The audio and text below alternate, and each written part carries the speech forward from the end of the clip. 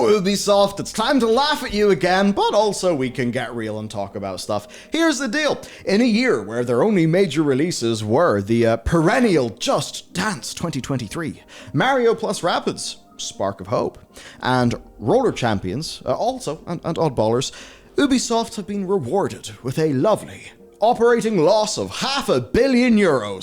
What's going on, and what does it mean? Well, first, the hard numbers. Oh yes, the hard numbers. I'll just do them quick. Total sales down 14.6% year over year. Total net bookings down 18.3% year over year. Digital net bookings made up 85.4% of their total, so they're all about those digital purchases, not much being done physical, and 57.6% of net bookings were made up of basically $1 billion in player recurring investment. What does that mean? Well, everybody, that means microtransactions, subscriptions, battle passes. All that was up 23% year over year, which I guess they can take as a win, but the problem for them is they did have basically €1.4 billion in research and development expenses and €343 million in marketing costs, meaning they have a juicy operating loss of €500 million. Now, are there any positives here, right? Is it purely Ubisoft doomerism? Well, let's find out. Assassin's Creed. Their yearly active users for Assassin's Creed are at record numbers. Valhalla has 44% more players than Origins, 19% more than Odyssey, and those games produce a higher relative revenue per player of 81% and 61% respectively. So that whole thing where Ubisoft is able to get more out of those games via the in-game cosmetics, also via the expansion support, which, in fairness, is actually pretty sweet. Like, you know, Valhalla, you've been to Ireland. We're very pro that over here. You've probably done some Norse, myth shit. You've done the Siege of Paris, right? There's been quite a lot there. Pretty cool things people want to see in games. Rainbow Six Siege, another big win. They've actually had their engagement turn around. It's went up 30% in Q4 compared to last year, and the recurring player investment's been up 13%. So Rainbow Six is just happily trucking along, which is good because it's a brilliant game. Division 2. Which, per recent news, was actually meant to have support end in 2020. It's actually had 36% net bookings increase, which is pretty nice for them. Now, of course, in the free-to-play space, they were happy to talk about X-Defined. It saw, right, over 1 million people in its closed beta. It had strong viewership. Strong community feedback is what they highlighted. I'll say, at least Connell in our team, he played the second round of being able to play that game open, and it was way better than the first. So that certainly does bode well. It seems like it's a lean, targeted team of people who know exactly what they want to create and are actually willing to listen to their community, which, hey, that is how we want to see it go down. Now, also, they're hoping to have those tests be replicated with Rainbow Six Mobile, The Division Resurgence, and also The Division Heartland. So these things are coming out later in this calendar year, but the one thing they've not talked about is really anything from 2022-2023, which of course is the fiscal year, right? So, fiscal year 23-24, that's pretty much what we're in now. They didn't talk basically about their last bunch of games, right? So no Rabbids. They didn't talk about Netflix, the partnership there. They didn't talk about Ubisoft Plus numbers. And that may explain some recent decisions to rejoin Steam, which, when we look at things, quite a lot of money comes from there. So let's talk about who plays Ubisoft games. Who are these people? Well, in terms of the net bookings, so the bit that matters, the money, half of it's from America, 32% from Europe, 17% from everywhere else. And when you break it down, you see that Ubisoft is a console-first company. To me, that's hardly a surprise. I mean, obviously, Rainbow Six, big in PC, but Assassin's Creed, I do really think about that as a console thing. So 40% console, 18% PC, 31% mobile. Again, this is all in terms of net bookings. So phone games are making more than PC games for Ubisoft, and then 11% on ancillary things, which is like streaming and basically anything else you could think of. All of this does make sense because the only way to get Ubisoft games in PC for the last 4 years was Ubisoft Connect or the Epic Store. Crickets. That definitely made their market a bit smaller, didn't it? You see, one of the things I can tell you, and this is a nice thing, I've published a game in Steam. The Pale Beyond's on Steam. We see how Steam works now. every day. I can hit a button. I can see all the Steam numbers. So let me tell you, a lot of times, right?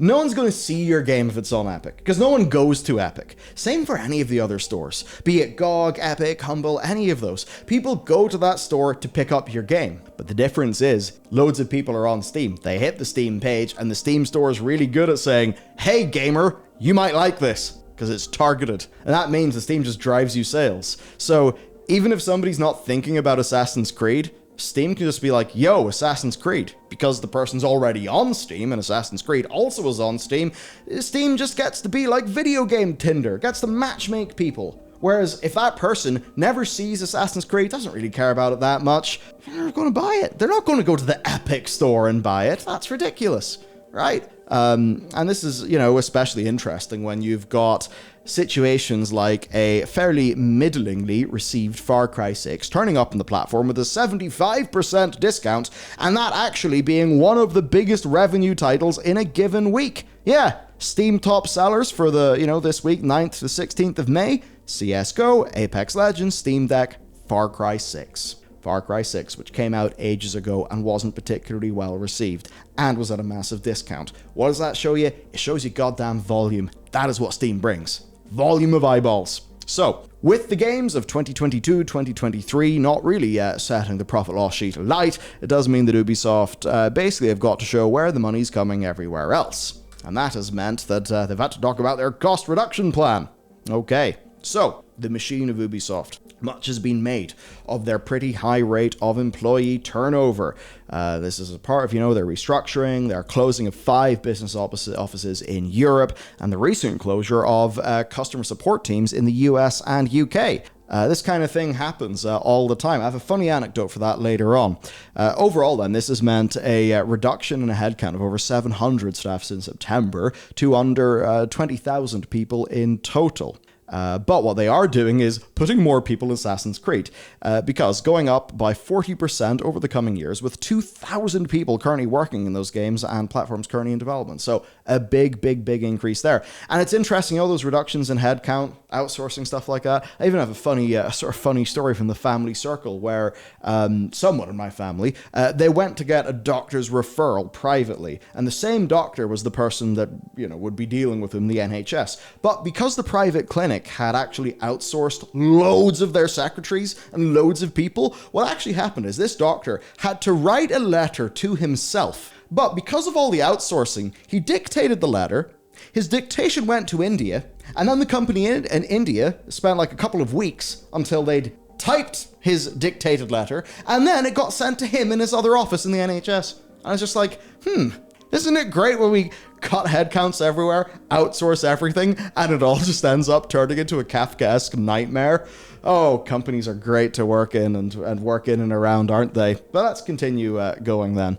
In rather traditional Ubisoft style, they are already moving on in terms of technology, because they did not mention the blockchain or NFTs this time around. Those were a last year thing. Instead, they're talking about generative AI, arguing that they are uniquely positioned to lead in this with strong game technology expertise, over 20 years of proprietary data and assets, and a rich portfolio. They basically keep on talking about their tech team in, I think it's LA Forge, pretty cool name, what they're doing with machine learning, right? Now, look, I know a lot of people are down on this stuff. Even, here's a good example. Did you know that loads of machine learning was used for Spider-Verse? Yeah, all those sort of extra, some of the line work on like Miles and other characters' faces. It took a lot of work, but it was like machine learning tech. It's like, hey, if you can use really sick new technology to make your stuff better, to make your workflows better, do that. I mean, as an example, even in our team, like if our artists, like let's say we're doing some texturing work, if you could train some cool tool on your own textures and then, that could allow you to work faster, that would be sick. I mean, dealing with UVs, that's a nightmare. Nobody finds that fun. If you can just get the big fancy machine box to deal with that for you, then guess what? You're spending more time on the creativity, on the art, right? Because look, when you talk about the art process, a lot of that is very manual labor. That's good. Manual labor, though, it's not all of the creativity is. So if these things can be used effectively, that's actually good for people. The bit that's bad is when, you know, the grifter bros are talking about, you know, making an AI make stickers that they can then put in a print-on-demand site and connect to an Etsy store and basically have a big fake money-generating machine because it's all a fucking soulless grift. That's awful. But when these things get turned into tools for creatives to use to, further their work, that's actually good, right? Because you know what it means? It means that shit ends up being a bit more democratized. You can make a really big, cool, amazing-looking game with a smaller team. And that means that smaller teams can actually go there and disrupt AAA a bit more, disrupt those big studios. Because what if your artist, they do a whole bunch of work, and then they can deploy their work a little bit more efficiently in the engine because of some really nice tools that are added to the engine. Like, that's a good thing. It's just that the grifters give it a bad look. So it's one of those things. I'm not going to begrudge Ubisoft for looking into new technology. At the end of the day, there's a degree of adapt or die. That's just the way that it is. Now, what do we not want? We don't want just, Ubisoft have decided to get a Mid-Journey subscription and just go, I want textures for my game. Slap. No, that's not good, obviously. But I think it's just one of those things. A lot of people, it's like, they end up being like a clicker-trained dog, where, it's like, oh, somebody said AI! I'm angry because I've been click-trained by people on Twitter to have an angry response to things, instead of actually engaging with the issue, in depth, right? So it is what it is. These things can be useful. Look, I use plenty of, AI stuff to optimize, like, writing because, hey, being really fucking dyslexic, I actually do find a lot of use in, like, hey, could you help me see the thing that my brain's really bad at seeing so I can make something better for people and save more time and get more cool, really good content out for people? And it's like, yeah, that's useful. Or even just getting a script and just, I actually have a thing set up where I can generate a B-roll shot list for a video automatically. And it's like, that's not fun to do.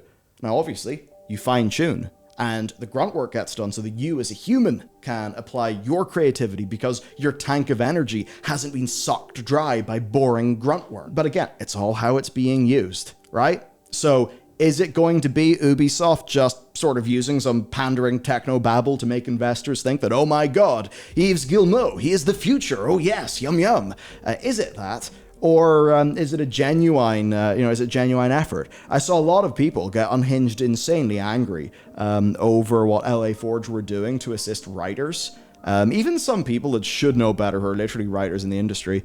But that was a situation where Ubisoft's, group, Forge, they were working with Ubisoft's writers to develop the sorts of tools that their writers would find useful to help them in their writing. It's like, just because in the 41st millennium, the Imperium of Man has banned AI, and now the only way that you can refuel your very large spaceship is to get people to carry a fuel rod, into the engine such that they die, and everything has got to be done by hand, such that one of the ships of the Imperium of Man has got like 20,000 people on it, it just blows up, they all die.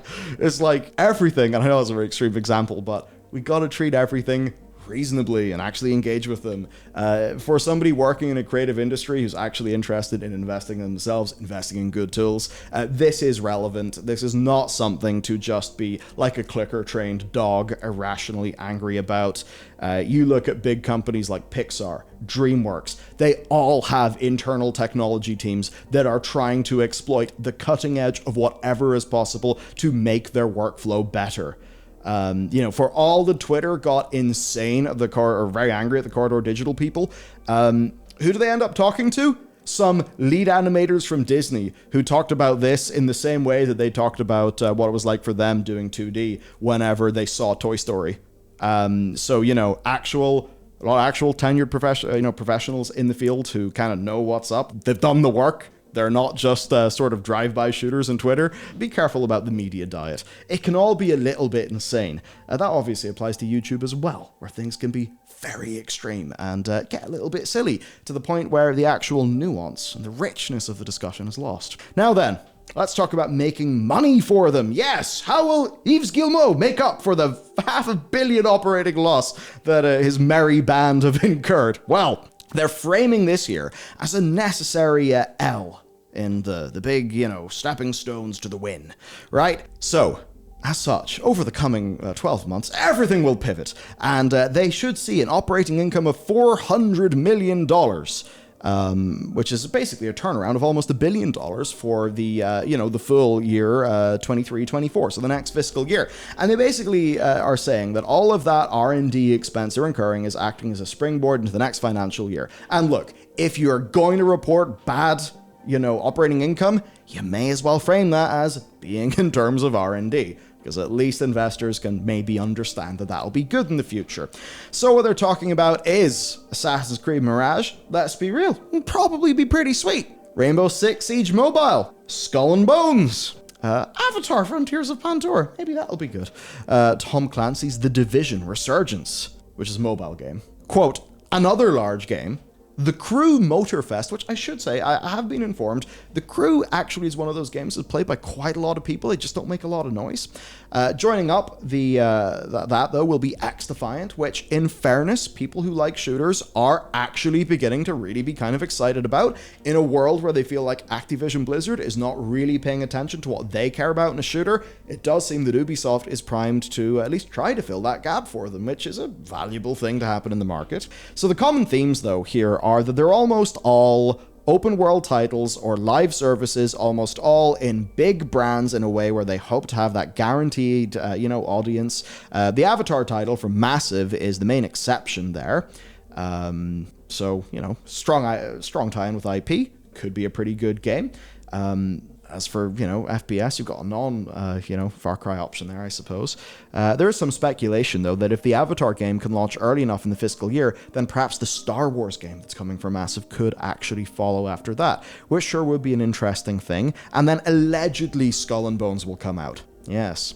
So, in theory, it's a very simple system. Release video game. Make money on box. Recurring revenue from service aspect of game. Make game, put game out every 2 months. Done. That's the plan. Will it work? If they can manage this, I actually think that, with a decent hit rate, they can totally do that. It's just going to be, do they manage that, right? Because they've had delays. A stupid amount of delays. So many delays, right? They're also a leaky ship because of some of those employee morale issues. So as much as, like within Assassin's Creed, they've been having win after win after win, they then took a little bit of a break to try to do things better. Also, Assassin's Creed Mirage, I believe that's the one set in Baghdad, that is a little bit more of a throwback to, say, the Assassin's Creed games that I would have played when I was younger, so I'm very excited about that game's like setting and sort of return to form. That all does seem pretty good for me. But the thing is, delays, will they happen, right? Because even following this announcement, the very much vaunted Assassin's Creed Mirage was actually alleged to have a leaked potential delay window that could see the game coming out anywhere between October and November, based on them wanting to avoid a conflict with another title. And this is from a game that was allegedly targeting 2022, then was allegedly targeting fiscal year 2022-2023, which would have meant it would have been out by now, then quarter 2, fiscal year 2023. So it's just been the goalposts, they're moving everywhere. So basically, that is your situation. Those delays will cost Ubisoft a lot, so who knows? Will they get there? We don't know. When I look at what's coming out, I know that some people are excited for Heartland. It's not personally my sort of thing.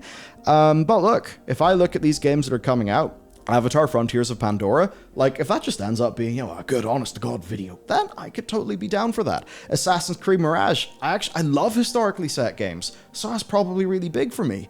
So, there's 2 games that I'm interested in.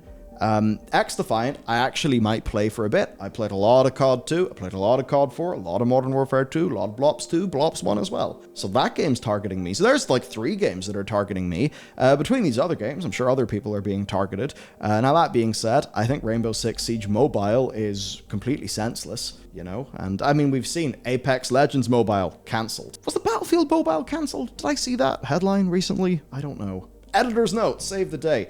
Anyway, I do think this lineup's a mixed bag, but it does have a few things that I think could be potential hitters. Basically then, there you go. That's the situation with Ubisoft. Now they've talked a little bit about their plans. Hey, I mean, if they can fund people who really love history writing historically set games about a bunch of silly assassins, then I'll be happy enough. yeah, because those games have broadly been a good time. Like Odyssey, once you got past its unfortunate launch balancing, shall we say, and managed to avoid the just infinite open world-itis of that game, and you could actually kind of go through the core thing, it's like, yeah, I'm running around with Herodotus. This is cool. Like, it was a pretty good game. Valhalla, I think, less my speed as a game. At least the prospect of going to Ireland would be cool, because I think part of the country where my house is actually, or at least family home, I think it is actually in that game. Anyway, point is, I do think that there's some hope here. It's just, well, the one proven thing they've got is Assassin's Creed. And clearly, if they can just keep that pipeline of really cool historical shit going, then I think they'll have a good enough time. But ultimately, what I see as the existential threat here is just an infinite, black hole with the Division, trying to get that to work in a way where they can have a Division that isn't just like, oh, it's a game and we support it for 2 years, but maybe we support it for more. Who knows? It's never felt like a coordinated strategy. They want to have that going as an actual pillar in the same way that Bungie's got Destiny, and they just haven't quite got there.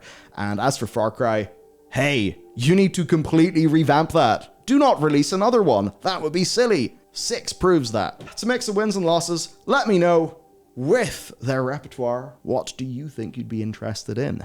And let's take bets. Will they hit their operating income target? I'm going to say no, but they'll get close. Okay, let me know. Have a great day. Thanks for tuning in. I will see you next time.